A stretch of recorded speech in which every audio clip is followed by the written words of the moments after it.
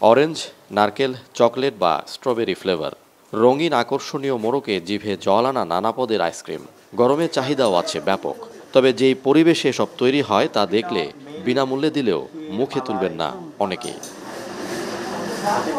চট্টগ্রামের চাঁদগাঁওয়ের চেয়ারম্যান খাটায় আবাসিক এলাকার মাঝখানে প্রায় 1000 বর্গফুটের এই কারখানায় রোববার অভিযান চালায় নিরাপদ খাদ্য কর্তৃপক্ষ।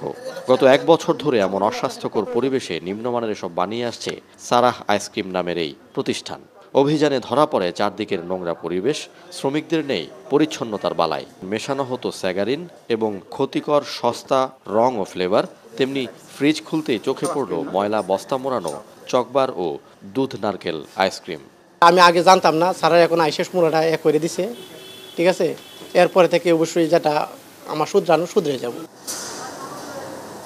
অভিযান চলে পাশের আরেকটি নামি ব্র্যান্ডের আইসক্রিম কারখানায়। চট্টগ্রামের স্থানীয় মালিকানায় থাকা এই প্রতিষ্ঠানে অত্যাধুনিক প্রযুক্তিতে আইসক্রিম তৈরি হলেও এখানেও বেশ কিছু অসঙ্গতি পান কর্মকর্তারা।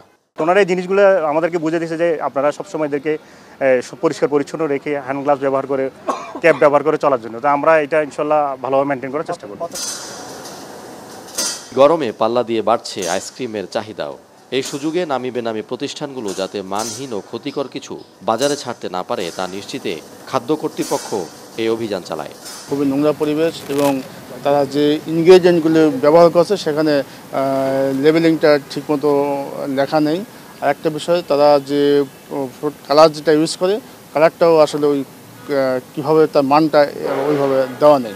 অস্বাস্থ্যকর পরিবেশ এবং তাদের এখানে টেক্সটাইল রঙের ব্যবহারটা পেয়েছে, যেটা মানব স্বাস্থ্যের জন্য আসলে খুবই ক্ষতিকর।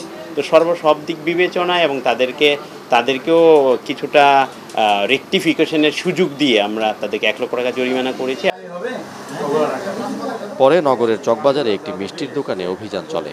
অস্বাস্থ্যকর পরিবেশে খাবার তৈরি, মেয়াদ উত্তীর্ণ উপাদান ব্যবহারের দায়ে করা হয় 2 লাখ টাকা জরিমানা। ফয়সাল করিম, এখন চট্টগ্রাম। সানবিট সব দিবে সামাল। সানবিট ম্যাজিক প্রেস ডিশওয়াশিং এর মাথা ঘোরানো সলিউশন।